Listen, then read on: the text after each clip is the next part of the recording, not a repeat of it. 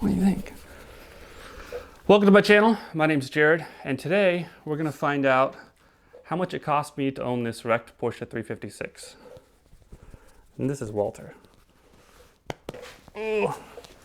Okay, so this is my 1965 Porsche 356. If you haven't already seen the series, you should check it out. I have a 13-part build series on this car. Basically, when I got it, it had been rolled sometime back in the past. It was crushed in. The engine was missing a bunch of parts. The transmission was missing a bunch of parts. It had been on the road in a very long time. And I got it back to life. I got it back into a running, driving, functional car. Obviously, I didn't paint it. We're going to kind of go over the cost and why I didn't paint it. But so basically, I'll give a breakdown on the cost, what I spent in parts for this car, and then I'll go over what I paid for it, and we'll go over the total that I have in it, and then also the value of these cars in general. Then I will also go over how much I earned back from YouTube by posting these videos. And at the very end, I will go over how much YouTube has paid me for the life of my channel, which is just under 2 years now. So we'll get into it with the parts. So I broke this down into 4 categories. So for the exterior of the car, which includes all new glass for the car, all new seals, the wheels, tires, the rack that I put on the back, the new driving lights, the headlights, turn signal lenses, all that stuff. So for the exterior was $6,400. So for the interior, this includes the seats that I had to replace, the tack I had to replace, the stereo, the rubber mats, the headliner, all kinds of other stuff. The interior was $3,550. For the engine, this includes the machine work that I did, replacing all the missing parts, new gaskets, new exhaust, the carbs, all that stuff. That was $7,450 on the engine. For the transmission and suspension, this includes the transmission parts like the axle tubes and the missing parts inside the transmission, but it also includes the brakes, shocks, all that stuff. The brakes were kind of expensive and some of those parts were hard to find. Anyway, it was $5,000 for the transmission and suspension parts. So that is a total of $22,400 that I spent in parts on this car. That of course doesn't include my time, all the labor I put into it over the past 6 months. That's just what I paid in actual parts to get this car back on the road. So now we'll go over what I paid for the car. And this is when we start getting into, why didn't I do a full restoration and paint the car? So I bought this car from Beverly Hills Car Club. Some of you probably know them. They had it listed at, I think it was $29,500 is what they had it listed at. And basically 30 grand. So at $30,000, this car was wrecked. They had another car, same color, same year, but functional. I don't know, it may have had some rust under it, and I don't know the mechanical capabilities of it, but the exact same year, same color, same car, they had listed at the same time as this one for $67,000, right? So this one's 30, a complete car was 67. So, the question looking at this when it was wrecked was, can you build it for the price difference, right? And the answer is no. I mean, you definitely can't pay someone to build it for that. And even doing the work yourself, you may not be able to build it and have that same functioning car, non-damaged, repainted, mechanically sound. You would be better off buying the car for $67,000. It would be cheaper, it would be better, it would be more valuable because it wouldn't have gone through an accident like this one. So this was not a car that made financial sense if you were buying it to do a full restoration. So that's one reason why it's not painted. Also, I don't think it looks that bad. I kind of like that it shows its scar, just like the Model T. I like that the Model T shows its age. It's nearly 100 years old. Same thing with this car. I don't mind that it shows its history.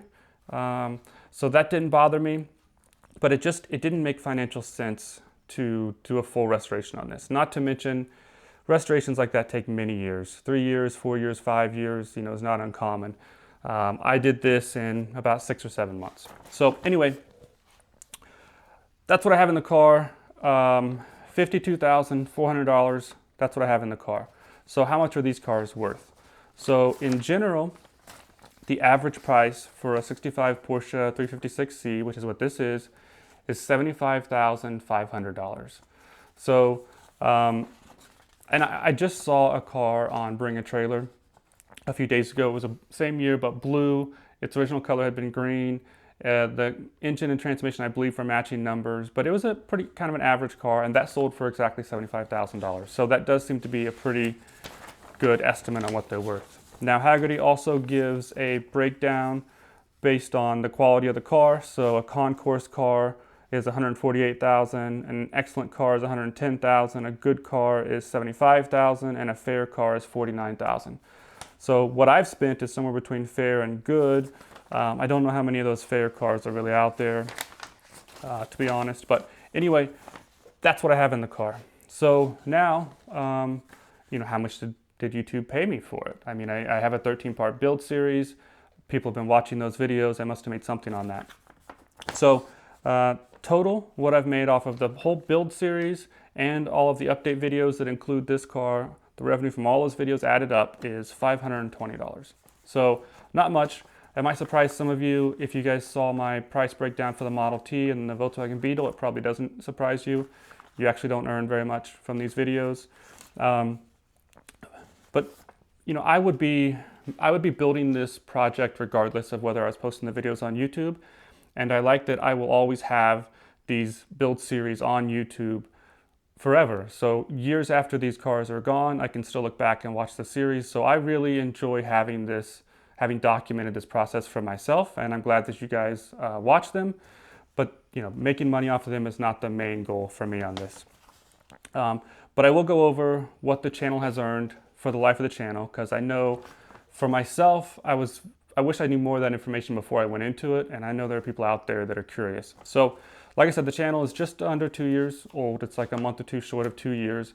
It took me 6 months for the channel to get monetized, so I didn't earn anything for the first 6 months. But for almost a year and a half, I have been earning money from YouTube. And the Model T series did really well. Some of those videos really took off, and that series alone has earned back almost everything that you're going to see in this lifetime total from the channel. But other series like this one and the Volkswagen, they don't earn much. $500-$600 is kind of all that they've earned. But anyway, so the total that YouTube has paid me for almost 2 years of work is $7,399.51. So that's kind of what I guess you can expect from a channel like mine, which at this point has almost 25,000 subscribers, and I have almost 5 million views. I'm very close to both of those numbers. So that's kind of what a channel this size earns. So anyway, I was a little bit surprised by the cost of this car when I bought it. I knew obviously I'm gonna have 30,000 in the purchase, and I thought that I could build it for 15. I thought that I would have 45,000 in it by the time it was in this shape, and that I would be driving it. And I was very comfortable with that amount, because I felt like you can't find a running driving car for 45,000, and anything even close to that price range usually has terrible rust issues, which is to me far worse than this body damage. So I was comfortable with that. I'm a little bit surprised that it got over 52,000. I feel okay about it. I don't regret getting the car by any means, and I don't plan on selling it anytime soon. If anything, maybe someday I'll actually take it back apart and cut off these bad panels and weld on new panels, and maybe 10 years from now it'll look like a brand new car, and who knows what they'll be worth at that point anyway. But I don't plan on getting rid of this car anyway. I wanted it for a very long time. I plan on keeping it for a very long time, and I'm happy with it, and I'm even happy with what I spent on it. But I was a little bit surprised. It was more than I expected it to be. But anyway, that's the 356. If you haven't seen the series, you should definitely check it out, and be sure to follow along for the upcoming projects. I'm going to be back on the Land Cruiser very soon, and I also have another project that I'm going to be introducing in a couple weeks. Also, I'm going to be taking this car on a road trip very soon, so watch out for that video. I'm going to be driving this from Los Angeles to San Francisco. I'm going to drive along the coast. I'll be going through Big Sur, and hopefully, fingers crossed, if it all goes well, the car doesn't break down, I'm also going to be going to the Mecum auction in Monterey. So anyway, I will be doing a long road trip, and this is going to be 4 days total trip for this car. So I'm looking forward to that. Walter, come here, buddy. You want to say bye? Come on, Walter. Say bye, buddy. Come on. Come on. Oh, and those of you that watch the channel a lot know that this is Walter. So, okay, that's it for this week, guys. Thanks for watching, and I also want to give a special shout out to my patrons. You guys are helping fund the channel, and I really appreciate it. And if you want to become a patron, there's a link in the description. Okay, thanks guys. Bye.